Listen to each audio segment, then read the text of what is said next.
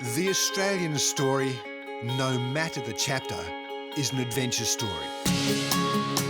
Ancient, action-packed, precious and proud. This week, I'll trace the echoes of our adventurous spirit all the way from the shores of Sydney Harbour to the skies over the Tasman and higher again to the roof of Australia itself. Ours is a country of open roads and experiences wild and new.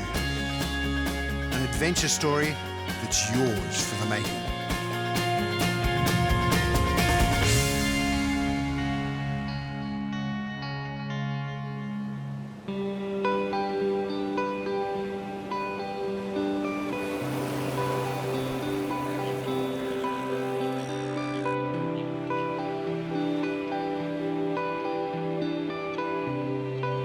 For 40,000 years, the traditional owners of our great sunburnt southern land seemingly traversed its vast distances at will, guided simply by spirits and hunger, natural wanderers born of necessity. But ever since Captain James Cook parked his ship, the Endeavour, right there in Botany Bay back in 1770, the white man decided that Australia should be discovered, should be mapped and charted, and so began this nation's fascination with travel. We are dream chasers and stargazers, and the history books are littered with great Australian pioneers and daredevils willing to go as far as the flames of hell and sizzle if they must, all in the name of exploration and adventure. No matter the measure, Australia is epic. And as Australians, this immensity speaks to us daily. And no one's felt this call to adventure more keenly than Jason Beachcroft, the first person to circumnavigate the Australian mainland and Tasmania in a sea kayak. So do you remember this bit? Remember leaving from this point? I do. And what was the feeling like then? A sense of relief in some regards that it was finally underway. Yeah. It was a hard last week, if you know what I mean. Yeah. Getting everything sorted, shutting down your life. What makes a great adventure? A great adventure. Yeah. Something that excites you, something that pushes your boundaries about what you think is possible or not possible. This is the Southwest Cape. So once I get around that corner over there officially, I've done the West Coast. Big milestone, yay!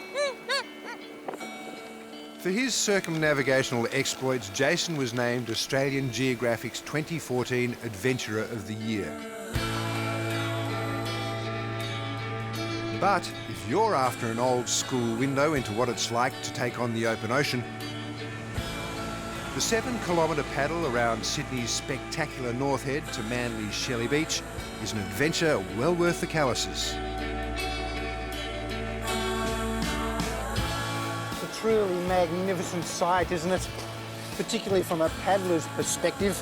The entrance to possibly the most renowned harbour in the world, carved out of the rock 29 million years ago.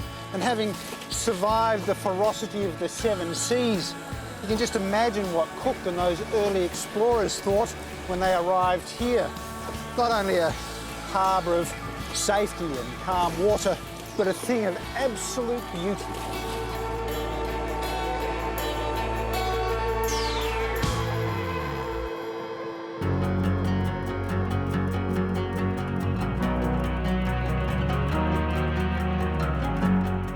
The ocean has always been a source of great freedom and passion for many Australians, but has a power that is always respected.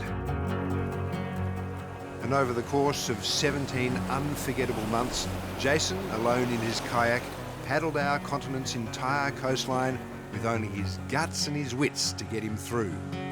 What constitutes the highlight of the day? Wow, it's all sorts of different things. Sometimes the beaches and sights you'd see, or the wildlife. Hello. The sharks are curious. They learn stuff about biting things. I've technically probably had over 50 shark attacks whilst on the trip, but only 4 or 5 of them were more serious. Whales? Yep, the humpbacks and southern rights. I had a close encounter with one. I wasn't aware at the time that it was actually there until it jumped out of the water fully about 15 metres in front of me.